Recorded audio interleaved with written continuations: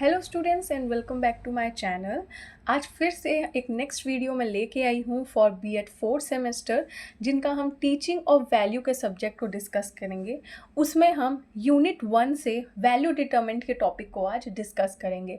ये सबसे ज़्यादा इम्पॉर्टेंट टॉपिक है और आप सभी स्टूडेंट्स को पता होगा, अगर आपने PYQ को एनालाइज किया होगा तो ये जो टॉपिक है वो रिपीटेड फॉर्म में कहीं ना कहीं आया हुआ है। तो चलिए विदाउट टाइम वेस्ट ये टॉपिक को डिस्कस करते हैं। देखिए बेसिकली वैल्यू डिटरमिनेंट्स होता क्या है, ठीक है। तो चलिए देख लेते हैं। वैल्यू डिटरमिनेंट्स क्या करता है, सबसे ज़्यादा इंपॉर्टेंट रोल प्ले करता है किसी भी ह्यूमन की लाइफ में।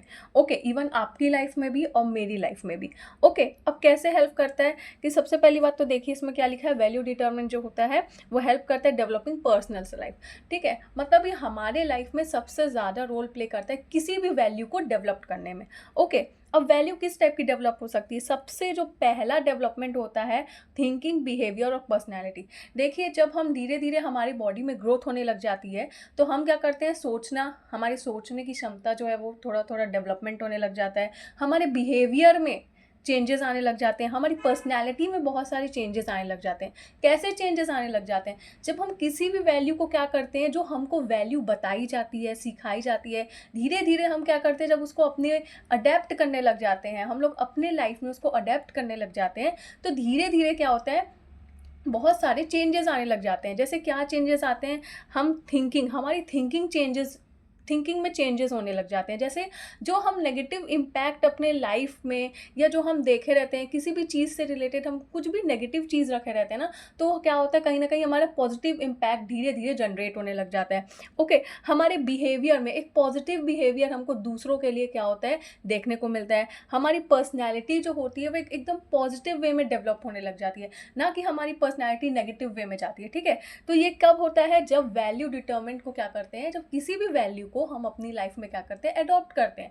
और ये कैसे आता है, जब हमको कोई किसी वैल्यू के बारे में बताया जाता है। ओके, अब ये जो वैल्यू होती है, जैसे कि मैंने आपको बताया, सबसे ज़्यादा इंपॉर्टेंट रोल रहता है कहाँ पे, ह्यूमन के डेवलपमेंट में। ये जो ह्यूमन वैल्यू लिखा है ना, मतलब ये ह्यूमन के डेवलपमेंट में सबसे ज़्यादा क्या करती है, हेल्पफुल रहती है, सबसे ज़्यादा इंपॉर्टेंट रोल प्ले करती है। ओके, अब एक स्टूडेंट की लाइफ में, अभी तो ह्यूमन की बात हुई, अब हम स्टूडेंट की लाइफ में देखते हैं कि स्टूडेंट की लाइफ में ये कैसे सबसे ज़्यादा हेल्पफुल करता है। स्टूडेंट की लाइफ में ये एजुकेशन पर्पज से, मतलब जब किसी भी बच्चे को, मतलब हम जब शिक्षा देंगे, ओके, जब हम उसको नॉलेज देते हैं, जब हम किसी स्टूडेंट को उसके बारे में बताते हैं, तो धीरे धीरे क्या होता है, उसके अंदर भी चेंजेस आने लग जाते हैं, ठीक है। तो क्या होता है, सबसे पहला जो वैल्यू हम बच्चे को देते हैं वो होता है रिस्पेक्ट, रिस्पॉन्सिबिलिटी और डिसिप्लिन। हम उसको 3 चीज़ के बारे में बताते हैं।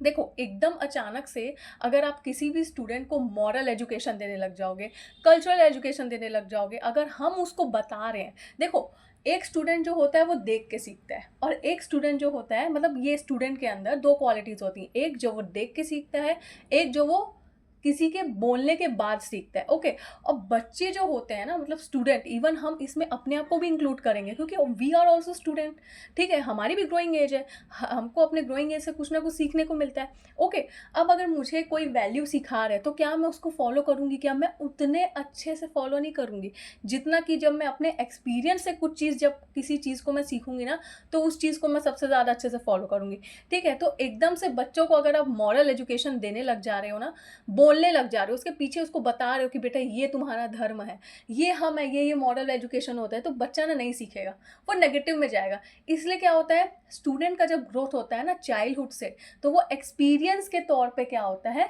सीखना स्टार्ट करता है। एक्सपीरियंस से क्या होता है, लर्निंग करता है, ये चीज़ हमने पढ़ा है। ओके, अब होता ये है कि सबसे पहली बात, अगर किसी बच्चे को हम सिखाते हैं तो सबसे पहली बात उसको रिस्पेक्ट देना सिखाते हैं। मतलब आपसे अगर कोई बड़ा है तो आप उसकी रिस्पेक्ट करो, है ना। ये आपसे बड़ा है, आप इसकी रिस्पेक्ट करो, ये आपके बराबर है तो आप इससे रिस्पेक्टिव वे में बात करो। धीरे धीरे हम उसको क्या होता है, मैनर्स सिखाने लग जाते हैं। ओके, उसके बाद क्या होता है, रिस्पॉन्सिबिलिटी। मतलब छोटे बच्चे को क्या रिस्पॉन्सिबिलिटी सिखाएंगे कि बेटा ये तुम्हारा लंच बॉक्स है, इसको संभाल के रखो। अब होता ये है कि कुछ बच्चे क्या होते हैं, अगर अट्रैक्टिव लंच बॉक्स उसको दिया जाता है, उसके मनपसंद का उसको लंच बॉक्स दिया जाता है, तो बच्चे ना, मतलब बोलते हैं ना कि ये मेरा लंच बॉक्स है, मैं इसको अच्छे से रखूंगा, मैं किसी और को छूने नहीं दूंगा। वही चीज़ है, मतलब यहाँ से बच्चा क्या होता है, रिस्पॉन्सिबल बनना स्टार्ट होता है कि ये मेरी वाटर बॉटल है, okay, this is your, lunch box, ये आपका कंपोस्ट बॉक्स है। तो यहाँ से धीरे धीरे बच्चा क्या होता है, रिस्पॉन्सिबल का उसका अंदर क्या होता है, ग्रोथ होने लग जाती है। ओके, और नेक्स्ट है डिसिप्लिन। सबसे इंपॉर्टेंट बात, बच्चे को डिसिप्लिन सिखाई जाती है कि आपको किस तरह से बैठना है, आपको दूसरों के सामने कैसे बात करना है। ओके, आपको कुछ भी किसी के सामने कुछ भी नहीं बोल देना है। ओके, ये सब डिसिप्लिन में आता है।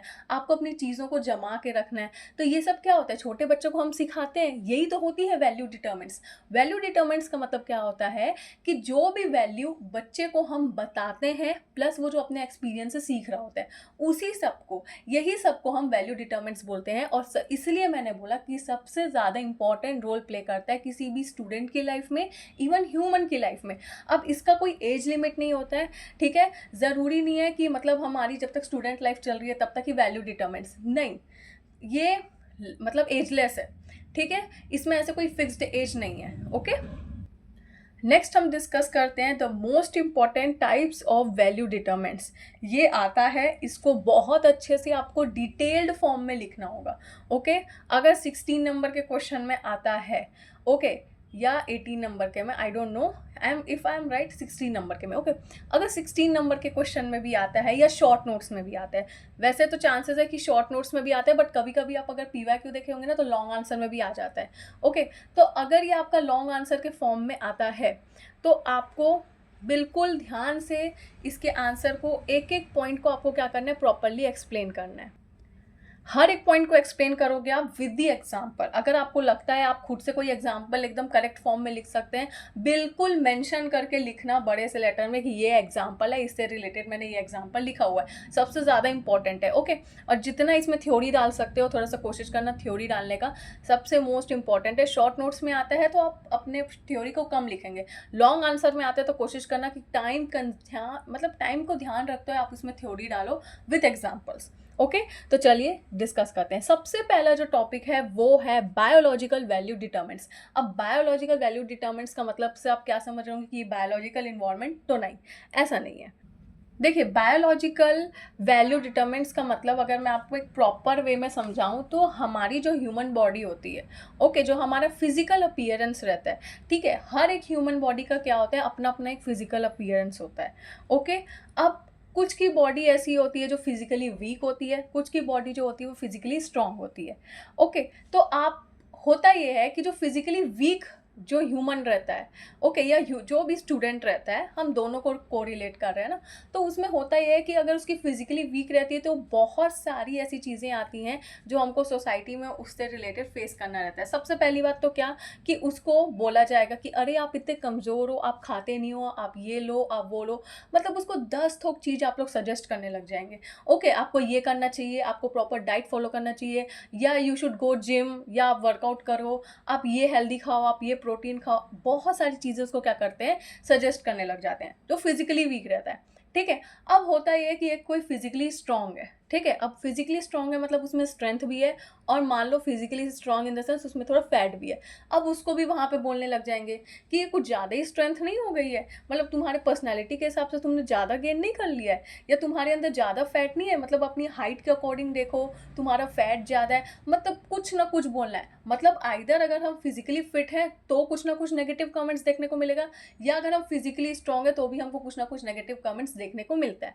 ओके, अब बायोलॉजिकल वैल्यू डिटरमिनेंट्स का मतलब क्या होता है कि अगर आप किसी भी फिजिकल कैरेक्टरिस्टिक्स के बारे में, आप अगर किसी भी ह्यूमन के फिजिकल कैरेक्टर को आप बोल रहे हैं, ओके, हो सकता है कुछ लोग जो फिजिकली स्ट्रांग भी होते हैं और कुछ ना कुछ बहुत सारे प्रॉब्लम्स फेस कर रहे होंगे, और जो फिजिकली वीक होता है वो ऐसे ही है, मतलब उसको वैसे ही है, मतलब उसका शरीर ही वैसा है। कुछ लोग होते हैं ना जो फिजिकली वीक ज़रूर होते हैं लेकिन उनका शरीर भी वैसे ही होता है, ठीक है, तो इसमें क्या कर सकते हैं, अब उसकी ह्यूमन बॉडी है, उसकी वैसे ही है, दूसरे की ह्यूमन बॉडी वैसे ही है, तो कहीं ना कहीं क्या होता है कि बायोलॉजिकल इन्वायरमेंट के कारण कहीं ना कहीं दोनों चीज़ों में हमको इफेक्ट देखने को मिल रहा है। ये तो मैंने आपको बताया फिजिकली का, और क्या क्या हमको बायोलॉजिकल वैल्यू डिटरमिनेंट्स में देखने को मिलता है। क्या होता है, सेक्स को लेके, sex in the sense I am talking about female and male genders.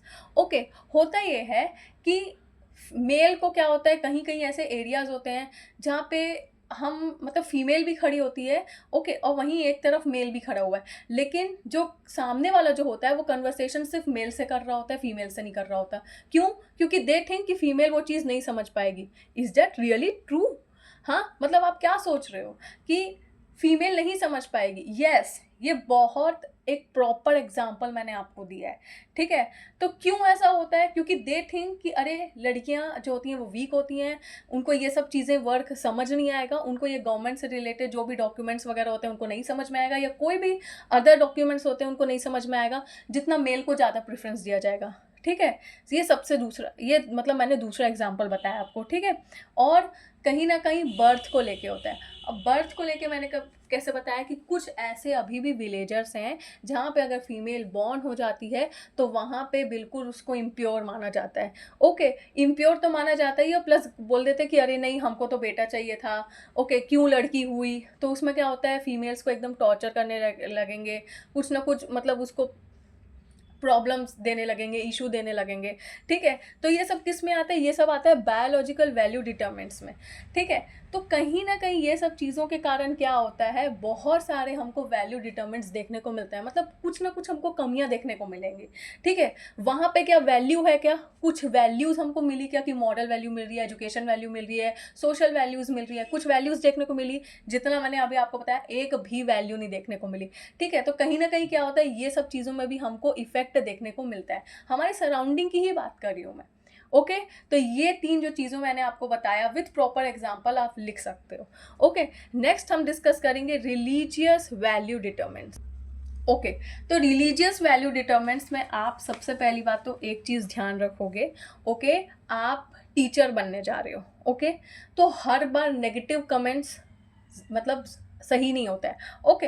जैसे मैंने अभी आपको बायोलॉजिकल वैल्यू डिटरमिनेंट्स में बहुत सारे नेगेटिव पॉइंट्स बताए, जो कि एकदम रियल फैक्ट वाला पॉइंट्स बताया, ओके। लेकिन रिलीजियस वैल्यू डिटरमिनेंट्स में आप कोशिश ये करना कि एकदम ही नेगेटिव चीज़ें आप ना लिख दो, ठीक है। थोड़ा सा हमको बीएड में पॉजिटिव वे में भी आंसर्स को लिखना रहता है। तो देखिए रिलीजियस वैल्यू डिटरमिनेंट्स में आप क्या लिख सकते हो। सबसे पहली बात तो हर एक अपना बोलना चाहिए हमारे ह्यूमंस का या हमारी सोसाइटी का अपना अपना क्या होता है, खुद का रिलीजन होता है, ठीक है। अगर कोई दूसरा कल्चर का अगर मतलब उनके रिलीजन को आके फॉलो कर रहा है, ठीक है, या उनके अगेंस्ट कुछ बोल रहा है, तो ऑब्वियस ही बात है भाई दूसरा रिलीजन क्यों सुनेगा, ओके। क्या होगा, गुस्सा होगा, लड़ाई होगा, झगड़ा होगा, ठीक है, मिसकम्युनिकेशन होगा, जिसके कारण क्या होता है, मिसबिहेवियर भी वहाँ पे स्टार्ट हो जाता है। मतलब आपको पता ही होगा रिलीजन से रिलेटेड बहुत सारी चीज़ें होती हैं, ठीक है। आप उतना इसको मतलब उतना डिस्क्राइब मत करिएगा, ठीक है, एकदम नेगेटिव पॉइंट में नहीं जाना है, ठीक है। तो होता ही है कि जब दूसरे कल्चर का कोई भी ह्यूमन बीइंग अगर दूसरे रिलीजन को फॉलो करने लग जाता है तो कभी कभी वो रिलीजन उनके अगेंस्ट हो जाता है, ठीक है, कि आप हमारे सोसाइटी में नहीं हो, आप हमारे नॉर्म्स को फॉलो नहीं कर रहे हो, ठीक है। तो कहीं ना कहीं ये भी वैल्यू डिटरमिनेंट्स हमको देखने को मिलती है। भाई सिंपल सी बात है ना, तुम अपने कल्चर में रहो, हम अपने कल्चर में रहेंगे, you will follow your religion and they will follow their religion, right. Simple सी बात है। तो यही है रिलीजियस वैल्यू डिटरमिनेंट्स, कि मतलब यहाँ पे भी हमको कहीं ना कहीं क्या हुआ, कुछ ना कुछ चीज़ें में मतलब कमी देखने को मिली, ठीक है। होता ही है कि कभी कभी वॉयलेंस भी देखने को मिल जाता है, ठीक है। या कुछ ऐसे मतलब आप देखे होंगे आजकल सोशल मीडियाज़ में कि कोई भी ऐसे सोशल मीडिया में आके जस्ट नेम और फेम कमाने के लिए कोई भी किसी के रिलीजन के बारे में बोल देता है, या आप अपने ही दूसरे स्टेट के बारे में आप बोलने लग जाते हो। नहीं बोलना है, ठीक है। इससे क्या होगा, मतलब आपको कंटेंट चाहिए, अगर आपको कुछ कंटेंट नहीं मिल रहा तो मतलब आप कुछ भी करोगे क्या? नहीं, ऐसा नहीं है, ठीक है। हम किसी भी रिलीजन के बारे में बिल्कुल नहीं बोल सकते हैं। We don't have any rights. आप अपने रिलीजन को पहले देख लो, ठीक है, कि वो क्या कर रहा है, उसके बाद आप दूसरे रिलीजन को बोलना, ठीक है। और आप अपने रिलीजन के बारे में भी मत बोलो, ठीक है, कुछ नहीं बोल सकते हैं, क्या कर सकते हैं, ठीक है। तो ना आप अपने रिलीजन के बारे में क्वेश्चन मार्क लगाओ, ना दूसरे के रिलीजन के बारे में क्वेश्चन मार्क लगाओ, ओके। तो कहीं ना कहीं ये भी सोसाइटी में हमको इसका वैल्यू डिटरमिनेंट मतलब कुछ ना कुछ वैल्यू में कमी देखने को मिलती है, ओके। नेक्स्ट है सोशल वैल्यू डिटरमिनेंट। सबसे ज़्यादा मतलब बोलना चाहिए यही प्रॉब्लम होती है I think social value determinants में। देखो सोशल वैल्यू डिटरमिनेंट्स में आप क्या लिख सकते हो कि सबसे पहली बात तो सोशल जो हमारी सोसाइटी है, ओके, उसको 3 भागों में डिवाइड कर दिया जाता है। पुअर एंड बोलना चाहिए जो एवरेज मीडियम वाले जो होते हैं, राइट, मिडिल क्लास, सॉरी, मुझे वर्ड नहीं आ रहा था, पुअर, मिडिल क्लास और रिच सोसाइटी। ओके, अब होता ये है कि ये तीनों की मेंटालिटी अपने अपने सिचुएशन के हिसाब से ढली रहती है। ओके, मिडिल वाला पुअर को लेकर कुछ और सोचता है, लेकिन रिच वाला मिडिल को लेकर कुछ और सोचता है। रिच वाला कभी पुअर को देखेगा ही नहीं। ठीक है भाई, तुम तो एग्जिस्ट ही नहीं करते हो हमारे सामने। वो हमेशा ना मिडिल क्लास वालों को दिखेगा। ठीक है, और मिडिल क्लास वाला जो बीच में है वो पुअर को भी देखता है और रिच को भी देखता है। ठीक है, वो दोनों बीच में फंसा रहता है, और बेचारा पुअर भी दोनों को देखता है, मिडिल और रिच। ओके, तो कहीं ना कहीं हमारी सोसाइटी जो है ना वो इस तरह से डिवाइड है। ठीक है, अब होता ये है, कंपैरिजन आने लग जाता है सोसाइटी में, सबसे सिंपल सॉर्ट बात। ठीक है, कंपैरिजन आने लग जाएगा, और क्या देखने को मिलता है, उनकी सिचुएशन के हिसाब से एजुकेशन में भी बहुत ज़्यादा अंतर देखने को मिलता है। ठीक है, उनकी सिचुएशन के हिसाब से वो जैसे एरिया में रह रहे हैं, कहीं ना कहीं वहाँ पे भी इफेक्ट देखने को मिलता है। उनको क्या प्रॉपर वैल्यूज़ दी जाती है, क्या प्रॉपर डिसिप्लिन के बारे में बताया जाता है कि नहीं। उनको बोला जाएगा बेटा आपको काम करना है। अब इसके लिए तुमको जो मतलब नॉर्म्स को, अगर तुम इसके अगेंस्ट भी चले जाओगे कोई भी नॉर्म्स को, कोई प्रॉब्लम नहीं है। उनको ये सब चीज़ें सिखाई जाती है। तो कहीं ना कहीं सोशल में भी हमको क्या होता है, वैल्यू डिटरमिनेंट्स देखने को मिलता है। अच्छा, सोशल वैल्यू डिटरमिनेंट्स का सबसे एक और, मैंने तो ये जैसे आपको बताया अभी, तो मैंने 3 चीज़ में डिवाइड किया, पुअर, मिडिल और रिच। ओके, और एक और सोशल वैल्यू डिटरमिनेंट्स हमको देखने को मिलता है, वो होता है कास्ट के ऊपर। जैसे मतलब क्या कास्ट, कि तुम ब्राह्मण हो, मैं क्षत्रिय हूँ, मैं वैश्य हूँ। ठीक है, मैं एसटी हूँ, तुम एसटी हो, मैं ओबीसी, तो मैं तो जनरल। राइट, ये सब कास्ट का भी कहीं ना कहीं हमको इफेक्ट देखने को मिलता है अपनी सोसाइटी में। ये सब चीज़ें आपको पता है तो आप ये सब के बारे में भी लिख सकते हैं। ठीक है, कि बहुत सारे मतलब आपस में ही लोग झगड़ने लग जाते हैं कि मैं तो जनरल कैटेगरी वाला हूँ, तुम एसटी एससी हो। ठीक है, या मैं तो ओबीसी हूँ, और फिर जनरल का तो अलग ही रोल रहता है, अरे मैं तो जनरल हूँ ना फिर भी। ओके, वैसे ही ब्राह्मण, क्षत्रिय, वैश्य, आपस में इन लोग का भी रहता है, मैं तो ब्राह्मण हूँ, यू शुड रिस्पेक्ट। क्यों, ऐसा कहाँ लिखा गया है कि मतलब अदर कास्ट जो, या जो बैकवर्ड कास्ट होते हैं, या जो लोअर कास्ट वाले होते हैं, उनको रिस्पेक्ट नहीं दी जाती है ना। ये अभी भी कहीं ना कहीं हमको मेंटालिटी इंडिया में देखने को मिलेगी भाई। ठीक है, कि लोग बहुत प्राउडली बताते हैं कि मैं ब्राह्मण हूँ, लेकिन जो बेचारे एसटी एससी है, मैं आपको एक प्रॉपर, अगर मैं आपको बताऊंगी एक बहुत प्रॉपर एग्जांपल है। देखिए, हर एस टी एस सी जो होते हैं वो अलग अलग एरिया से आते हैं। ठीक है, तो एरिया का इम्पैक्ट भी, जैसे मैंने आपको बताया ना कि एरिया का इम्पैक्ट मतलब इफेक्ट भी जो होता है वो एक ह्यूमंस की लाइफ में सबसे ज़्यादा इफेक्ट करता है। लेकिन आप ऐसे भी एस टी एस सी देखे होंगे जो वेल एजुकेटेड, बहुत ही प्रॉपर इन्वायरमेंट से आते हैं। मतलब मैंने देखा है, एंड प्लस वो ऑफिसर ग्रेड के भी हैं। ठीक है, मैं यहाँ पे कंपैरिजन नहीं कर रही हूँ, मैं आपको रियल चीज़ समझाने की कोशिश कर रही हूँ। देखो, आप टीचर बनोगे, ठीक है, तो हमारे टीचिंग फील्ड में ना ये एक ईगो और एक एटीट्यूड आता है कि मैंने तो जनरल में फ़ाइट किया है, मैंने तो ओबीसी में फ़ाइट किया है। वाई सो, क्यों? ठीक है, जनरल कैटेगरी वाली तो मैं भी हूँ ना, but S T S C को अगर कंपेयर करने लग गए अपने आप से ही, तो हमारे अंदर जो हमने जो जो बीएड आपने इतना जो करा, जो आप टीचर बन रहे हो, तो क्या ये सही चीज़ है क्या? कभी भी याद रखना, एक शिक्षक कभी भी भेदभाव नहीं करता है, चाहे वो जनरल हो, चाहे वो ओबीसी हो, चाहे वो एसटी हो, चाहे वो एससी हो। आपके लिए सारे लोग एक बराबर होते हैं। ठीक है, इसका एक प्रॉपर एग्जांपल देना चाहूँगी। बैंक में जब जो लोग काम करते हैं, क्या वो S T S C OBC general देख के काम करते हैं क्या, कि नहीं तू एस टी एस सी वाला तू उस काउंटर में जा, या तुम जनरल वाले हो तो मेरे पास आओ वीआईपी ट्रीटमेंट? नहीं। ठीक है, आप टीचर बन रहे हो, हर आपके लिए सारे कास्ट एकदम समान होने चाहिए। अगर आपको लगता है कि कोई ब्राह्मण है, ओके, जैसे ब्राह्मण स्टूडेंट की बात कर रही हूँ मैं पर्टिकुलर ब्राह्मण को फोकस नहीं कर रही हूँ, don't take it in a negative way. Okay, I am teaching you. Okay, कोई ब्राह्मण स्टूडेंट है and he is proudly saying कि मैं ब्राह्मण हूँ, लेकिन बेचारा जो दूसरा स्टूडेंट है वो बहुत ही बैकवर्ड क्लास कास्ट से आया हुआ है। ठीक है, लेकिन पढ़ने में होशियार है। तो आपको ये नहीं करना है कि ओ माई गॉड कि ये ब्राह्मण है तो मैं इसको देती हूँ, नहीं तो कुछ हो जाएगा, कुछ गलत चीज़ें हो जाएंगी। नहीं, आप उसको समझाओ कि वॉट यू आर सेइंग। ठीक है, और यहाँ पे कंपैरिजन मत करो, this is your class. Okay, आप टीचर रहोगे, वो आपकी क्लास रहेगी, वहाँ पे सारे बच्चे आपके इक्वल होते हैं। ठीक है, और ये सब एग्जाम्पल्स आप बिल्कुल कहीं ना कहीं एग्जाम में लिख सकते हैं, कोई नेगेटिव इम्पैक्ट नहीं जाएगा, लेकिन हाँ थोड़ा सा प्रिसाइज मैनर में लिखना। ओके, जैसे ये मेरे अपने खुद के पर्सनल एक्सपीरियंस है, इसलिए मैं आपको सब समझाने के लिए बता रही हूँ। नेक्स्ट हम डिस्कस करते हैं एजुकेशनल वैल्यू डिटरमिनेंट्स। अब एजुकेशनल वैल्यू डिटरमिनेंट्स का मतलब ये होता है बच्चों के अंदर क्या होता है, वैल्यू को डेवलप करना। और वैल्यू डेवलपमेंट कैसे होगा, जब हम उन्हें एक पॉजिटिव एजुकेशन में ढालेंगे, ना कि नेगेटिव में। ओके, अब सबसे पहली बात तो अगर किसी स्टूडेंट को अगर मुझे वैल्यू सिखानी है तो कहीं ना कहीं कैसे सिखाना रहेगा। सबसे पहली बात तो टीचर का सबसे ज़्यादा इंपॉर्टेंट रोल रहता है किसी भी बोलना चाहिए बच्चे को वैल्यू सिखाने में। फैमिली का भी रहता है, मैं ये नहीं बात कर रही हूँ, ठीक है, फैमिली का रहता है, स्कूल का रहता है, स्कूल का कैसा इन्वायरमेंट है कहीं ना कहीं इस पर भी इफेक्ट करता है, ठीक है। और बच्चा किस सब्जेक्ट को पढ़ रहा है, अगर मान लो मैं कोई सब्जेक्ट आपको पढ़ा रही हूँ और एकदम ही नेगेटिव नेगेटिव नेगेटिव पॉइंट्स है, मैं उसको पॉजिटिव के साथ कोरिलेट कर रही हूँ नहीं कर रही हूँ, एकदम नेगेटिव पॉइंट्स है, तो क्या कोई बच्चे के अंदर वो वैल्यू डेवलपमेंट हो पाएगी, क्या नहीं हो पाएगी। ओके, अगर मैं कुछ नेगेटिव पॉइंट को लेके अगर मैं पॉजिटिव पढ़ा रही हूँ, इन द सेंस उसके अंदर धीरे धीरे प्रोग्रेस होगा, वो चीज़ों को और अच्छे से समझेगा, ठीक है। तो इसी को बोलते हैं एजुकेशनल वैल्यू डिटर्मिनेंट्स की, मतलब हमारा उसका मतलब स्कूल का सराउंडिंग, ओके, स्कूल का नेचर, टीचर का नेचर प्लस मैनेजमेंट का नेचर, और सब्जेक्ट कौन सा बच्चे को पढ़ाया जा रहा है, मतलब प्रॉपर पॉजिटिव है कि नहीं, मॉरल वैल्यू बेस्ड है कि नहीं। तो ये सब किस में आते हैं, एजुकेशनल वैल्यू डिटर्मिनेंट्स में आते हैं, और यही सब कहीं ना कहीं इम्पैक्ट शो करते हैं। ओके, नेक्स्ट है कल्चरल वैल्यू डिटर्मिनेंट्स। अब कल्चरल वैल्यू डिटर्मिनेंट्स का मतलब क्या होता है कि बच्चों को अपने कल्चर के साथ साथ दूसरे के कल्चर के बारे में भी बताना, ओके, और साइड बाय साइड ये भी बोलना कि बेटा ये दूसरे का कल्चर है, आपको रिस्पेक्ट करना है। ओके, ये नहीं कि ये दूसरे का कल्चर है तो आप कंपैरिजन करने लगे हो कि हमारे कल्चर में तो ये होता है, तुम्हारे कल्चर में तो कुछ नहीं होता। नहीं, ऐसा नहीं है। आपको सारे कल्चर्स के बारे में पढ़ाना है, डिफरेंट डिफरेंट स्टेट्स के अपने अपने कल्चर होते हैं, आपको उनके बारे में पढ़ाना है, प्लस साइड बाय साइड आपको ये भी बताना है कि आपको दूसरे के कल्चर का रिस्पेक्ट करनी चाहिए।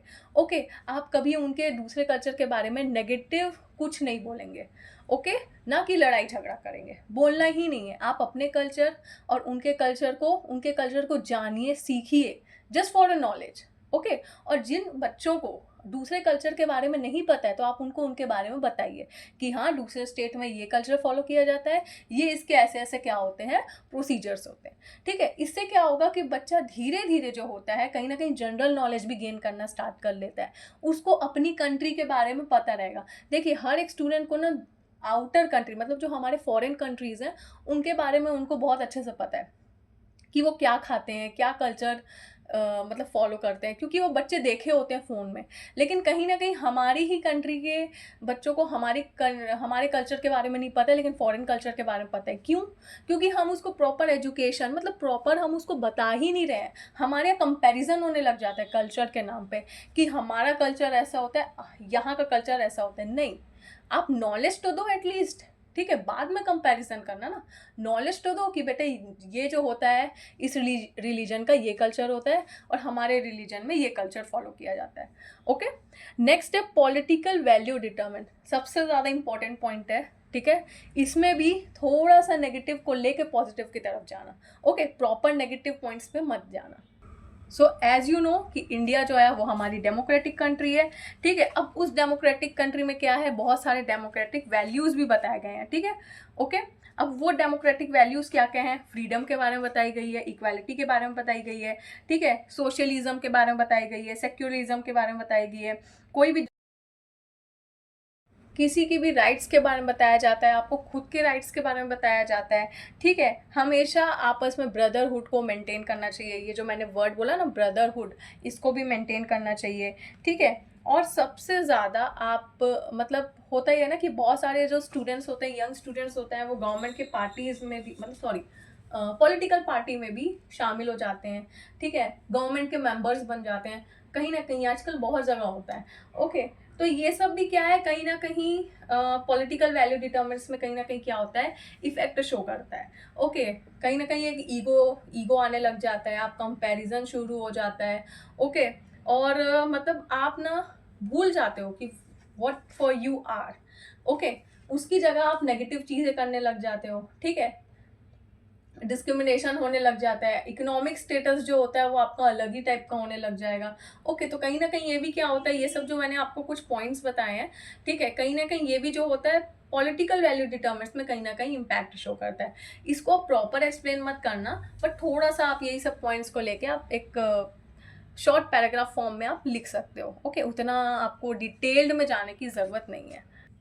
नेक्स्ट जो देखते हैं, suggestion for reducing value deviation bye education.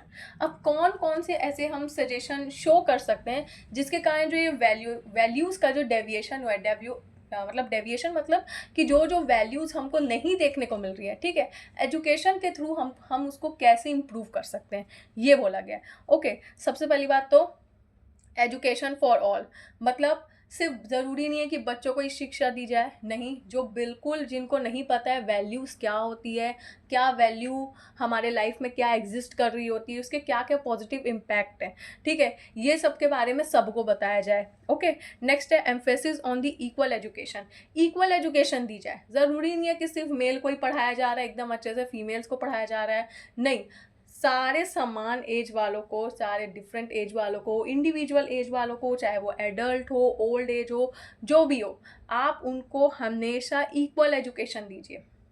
ज़रूरी नहीं है कि कोई 40 और 50 प्लस वाला भी अगर जो ह्यूमन है, अगर वो एक नेगेटिव इम्पैक्ट में जा रहा है, तो आप उसको थ्रू एजुकेशन आप उसको पॉजिटिव इम्पैक्ट दीजिए। Okay, knowledge of a various culture, जैसे कि अभी के बच्चों में आप देखेंगे कि उनको ना दूसरे स्टेट्स के कल्चर के बारे में नहीं पता है। ओके, तो स्टूडेंट्स को डिफरेंट डिफरेंट कल्चर के बारे में भी बताया जाए और ये भी सिखाया जाए कि आपको डिफरेंट कल्चर्स की क्या करनी चाहिए, रिस्पेक्ट करनी चाहिए। ओके, नेक्स्ट है डेमोक्रेटिक इन्वायरमेंट रहना चाहिए आसपास, ये नहीं कि आपस में ही आप लोग कंपैरिजन करने लगे हैं, सोसाइटी को लेके कंपैरिजन करने लग गए हैं, रिलीजन को लेके कंपैरिजन करने लग गए हैं, ठीक है, या किसी भी कोई भी पॉलिटिकल इशू को लेके आप लोग कंपैरिजन करने लग गए हैं, लड़ाई झगड़ा हो रहा है, नहीं, एक डेमोक्रेटिक इन्वायरमेंट बनाना है, बिकॉज हम जिस कंट्री में रहते हैं वो एक डेमोक्रेटिक कंट्री है, और जब तक एक प्रॉपर एजुकेशन नहीं मिलेगा तब तक वो जो हमारा, ऐसा बोला जाता है ना कि India is in developing country, क्यों नहीं बोलते कि वो एक डेवलप्ड कंट्री है, क्योंकि कहीं ना कहीं क्या हो रहा है, एजुकेशन में कमी आ रही है। ओके, नेक्स्ट जो है वो है गाइडेंस टू पेरेंट्स। अब ये सबसे ज़्यादा ज़रूरी पॉइंट है, guidance to parents. Guidance to parents का मतलब क्या होता है कि अभी भी ऐसे कुछ ऐसे फैमिली बैकग्राउंड्स हैं जो अपने पुराने नॉर्म्स को ही फॉलो कर रहे हैं। ओके, नई जनरेशन के हिसाब से चीज़ों पे नहीं ढले हैं। ओके, नए एजुकेशन को फॉलो नहीं करते हैं, अपने बच्चों को शिक्षा नहीं देने देते हैं, और लड़कियों को जल्दी से शादी करवा के उनको हटा दिया जाता है अपने लाइफ, मतलब अपने घर से। ओके, फिर वो जिस फैमिली बैकग्राउंड में जाती है वहाँ बोल दिया जाता है कि नहीं, आपको नहीं पढ़ाई करना है, ठीक है, तो वहाँ पे हमको प्रॉपर उनको गाइडेंस देना है, उनको एक प्रॉपर एजुकेशन के बारे में बताना है। ओके, और जो न्यू जनरेशन आ रही है उनके बारे में भी हमको क्या करना चाहिए, गाइडेंस देना चाहिए। ज़रूरी नहीं अगर हमारे फैमिली भी जो होती है अगर वो कुछ नेगेटिव पॉइंट बोल रही होती है तो ये हमारा फर्ज बनता है कि हम उनको एक पॉजिटिव पॉइंट बताएं, उनको नए जनरेशन के हिसाब से हम उनको क्या करें, अडॉप्ट करवाएं, ठीक है। अगर वो पुराने जनरेशन को ही अगर फॉलो कर रहे होंगे ना तो कहीं ना कहीं आगे उनको ही दिक्कत होगा। क्यों? क्योंकि हमारे जो जो बच्चे रहेंगे वो कहीं ना कहीं क्या करेंगे, नए जनरेशन के हिसाब से बात करेंगे, नए जनरेशन के हिसाब से ढलने की कोशिश करेंगे, और अगर हम उनको रिस्ट्रिक्शन में रखेंगे तो वो हमारे अगेंस्ट जाएंगे। तो हम तो नहीं चाहेंगे ना कि हमारा जो आपका चाइल्ड है वो हमारे अगेंस्ट जाए या हमको ही छोड़ के चले जाए। तो थोड़ा सा हमको उनके जनरेशन के हिसाब से क्या है, ढलना पड़ेगा ही पड़ेगा। Okay, That's all for it. This I hope आपको ये टॉपिक बहुत अच्छे से समझ में आएगा. So do like, share, comment and subscribe to my channel and wait for the next video.